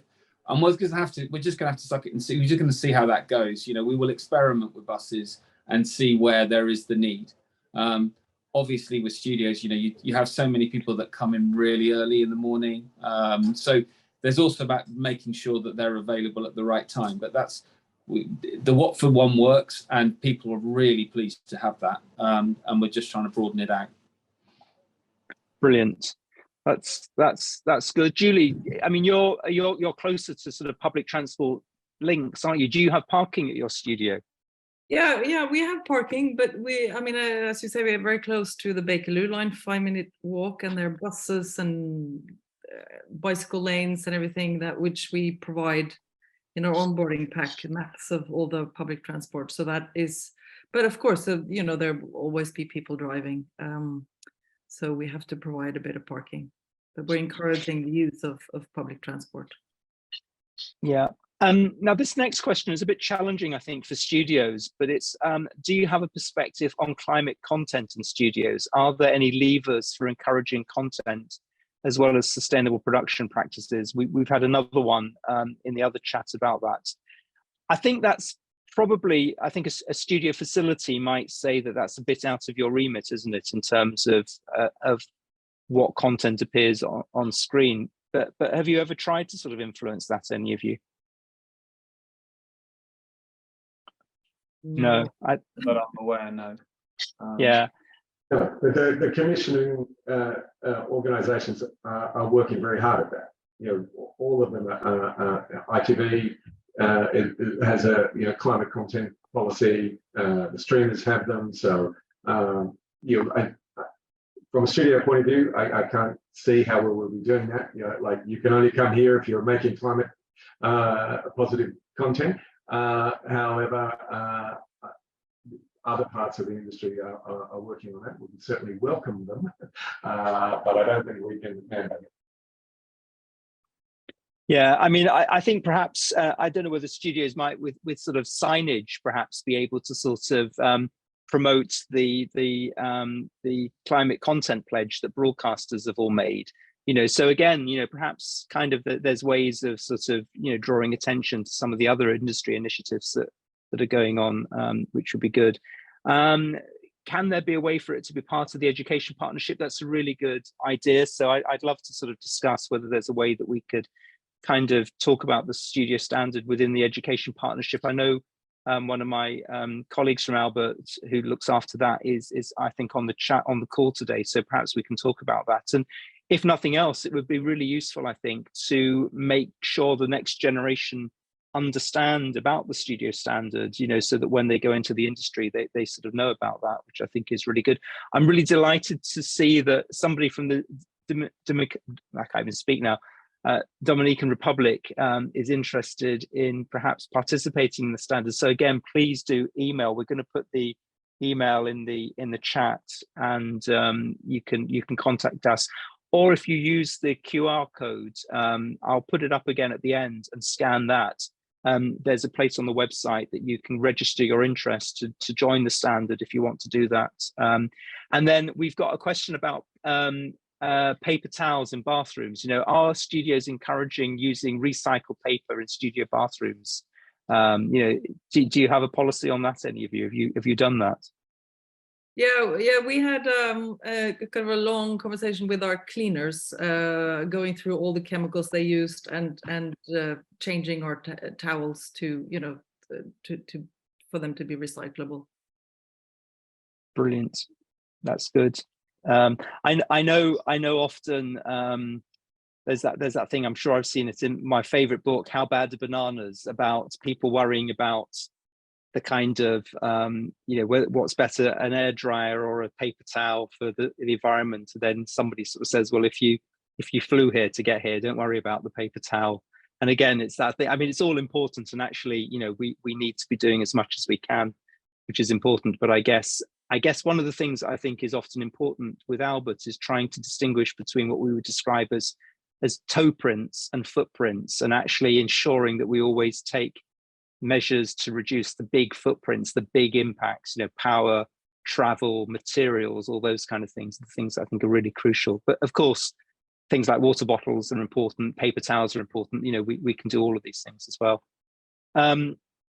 Jess, do you have anything you want to sort of say about the constant sort of evolution of the scorecard? Do you have any sort of ambitions? I mean, one of the things that we'd like to do find a way of moving it online rather than it being an Excel spreadsheet, which I think would be very exciting, wouldn't it, if we could, which might make it a bit more user-friendly for studios.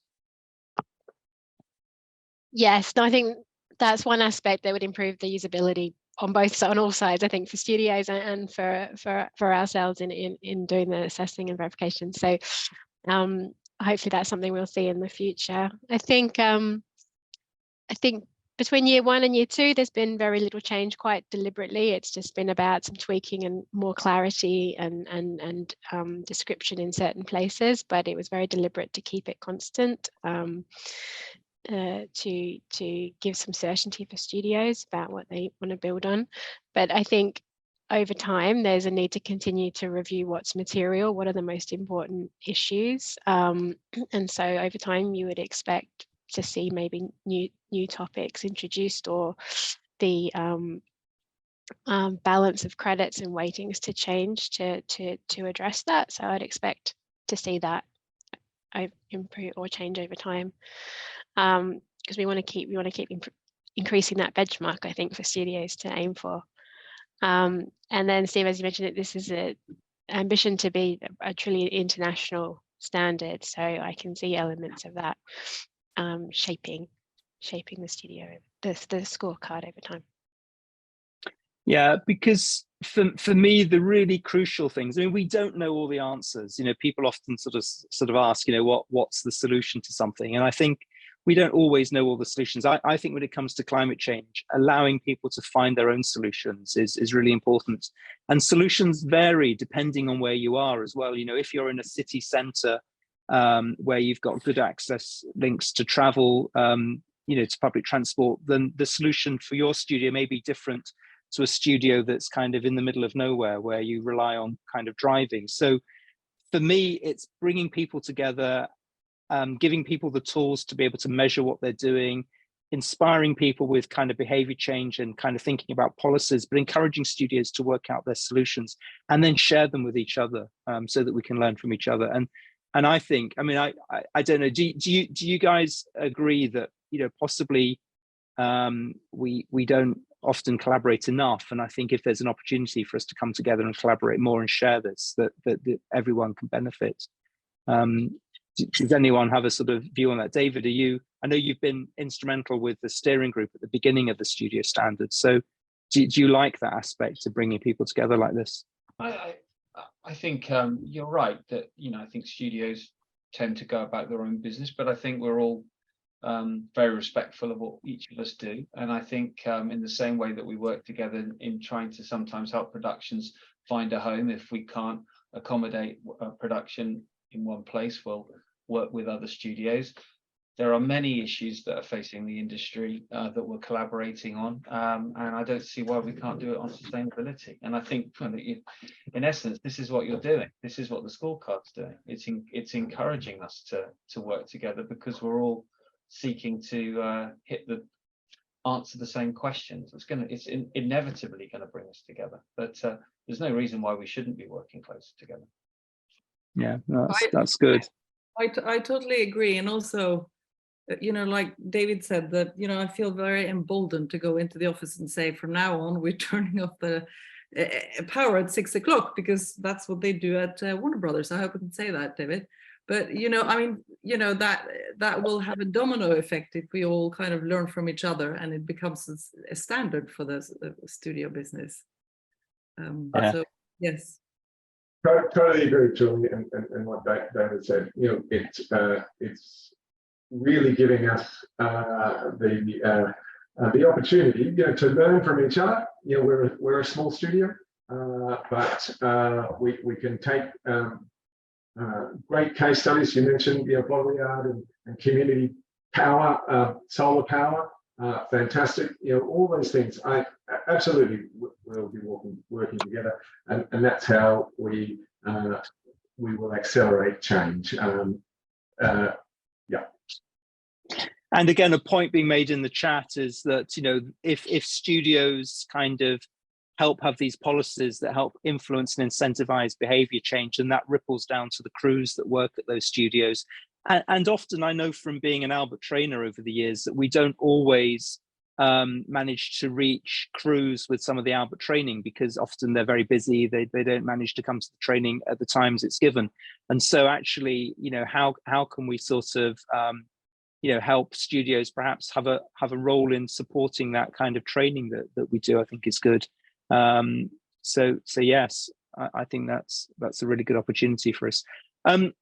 I realize we're coming towards the end of our session now. I think we've answered quite a lot of questions. If anyone has got a couple of last minute questions, please do put them in the chat.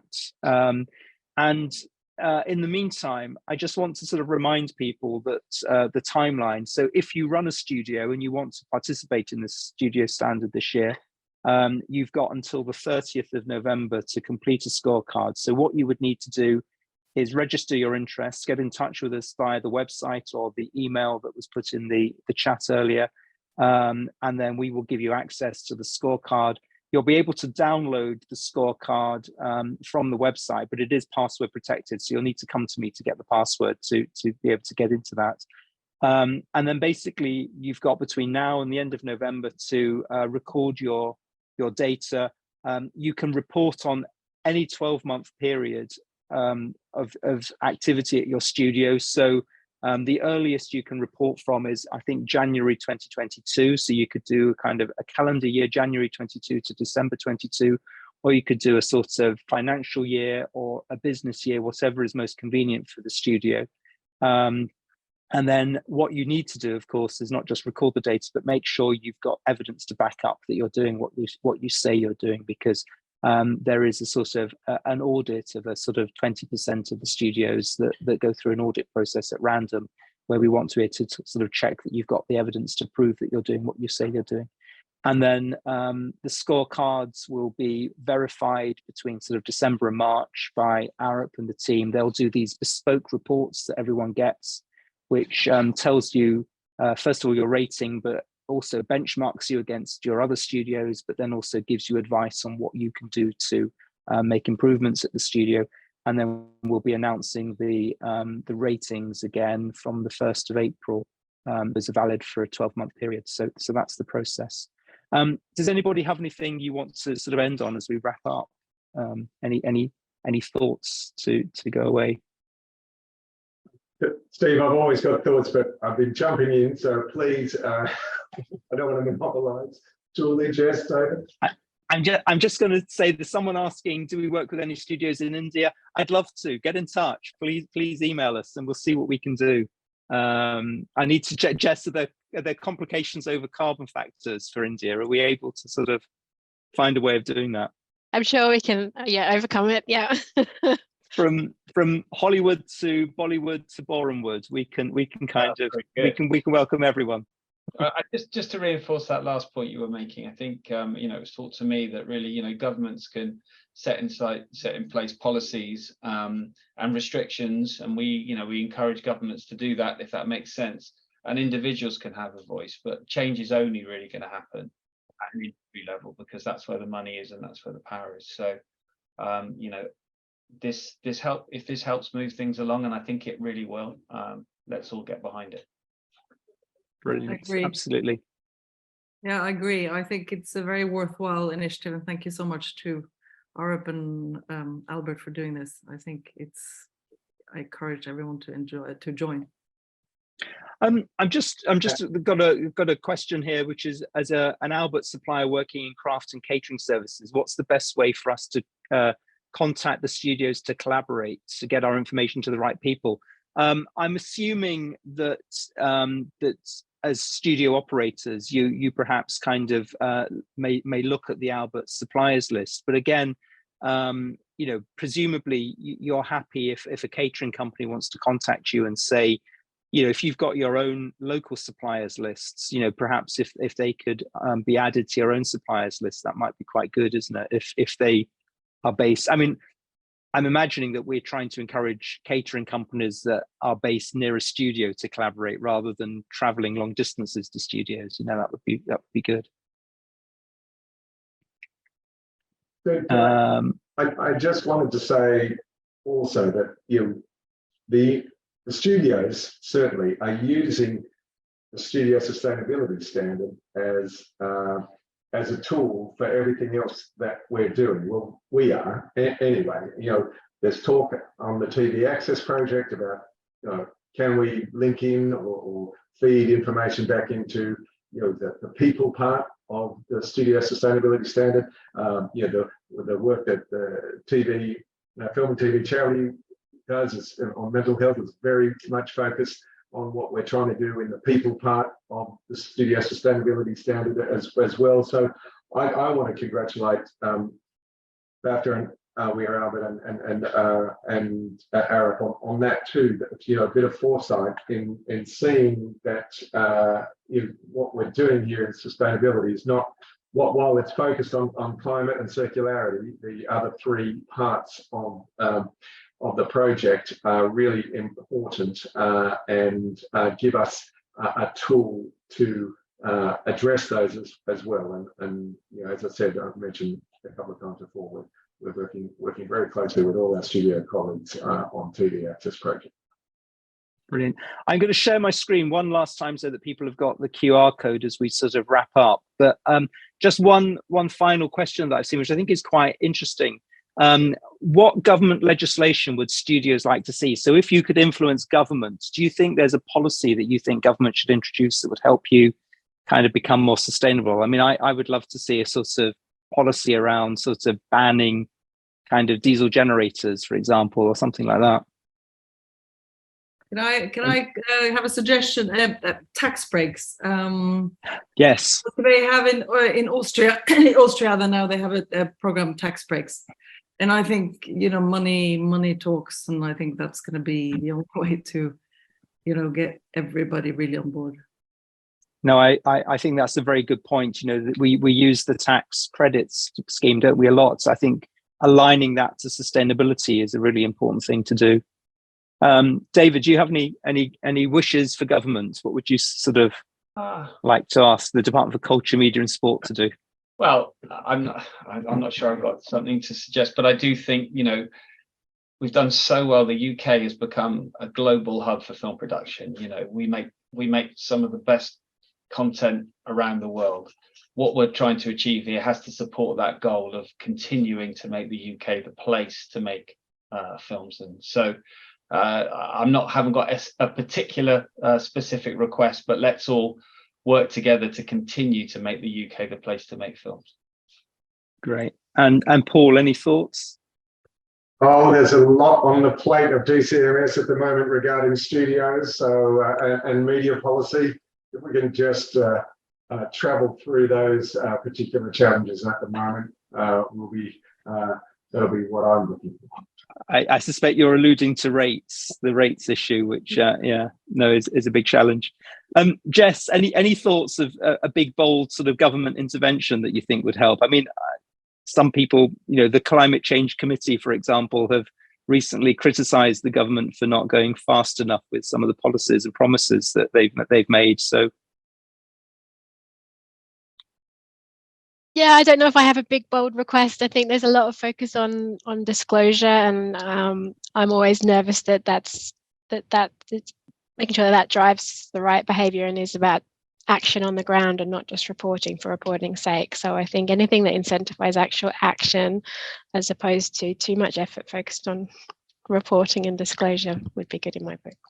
Yeah, I think that's one of the things that I recommend a lot is we do a lot of talking around sustainability, and we need action, don't we? We need to get those emissions down. We've got to halve emissions by the end of the decade, and that's a really challenging thing for us to do.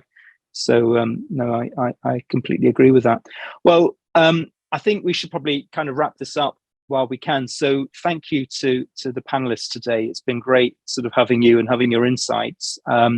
And again, just to remind people that we are going to be doing another 3 of these sort of sessions, slightly different in that we're going to make them to be a bit more workshopy for studios that want to participate in the standards. So they can come together and get some advice on how to complete the scorecard. So we'll be advertising those shortly on the Albert website. So that will be happening over the summer. And again, the team at Albert, the comms team at Albert, are starting to pull together some of the sort of case studies that have come out of the work that we've done over the last year. So we'll be sort of seeing those being promoted as well to try and inspire. and I'd love to get, you know, studios together as a group. I ought to just give a shout out to the BFC as well. So the British Film Commission are doing some work around this area as well. So they did a very good Southeast Sustainable Roadshow that I went to last week. I know there's one coming up in Wales at the end of the month, and I think they'll be coming to Scotland later in the summer as well. So check out those. And again, the British Film Commission are sort of doing some work in collaboration with Albert. So they're going to be promoting a sort of document that helps studios understand some of the kind of things that they could do at their sites to be more sustainable. So again, look out for that work as well. So thank you all very much for your time this afternoon. And thank you to everyone that's been asking questions this afternoon. I hope we've answered as many as we could in the time. And basically, please do sort of follow the QR code if you can, or go to the Albert website if you want to know more. Feel free to email the team if you want to ask questions, or enroll to join the standard on the website. And it'd be great to have more studios joining our kind of 12 trailblazers that have kind of led it so far. So it'd be good to get a bit more competition in there as well. So thank you. And I think on that note, feel free to kind of leave and go and have a good evening. So thanks a lot, everyone, and goodbye.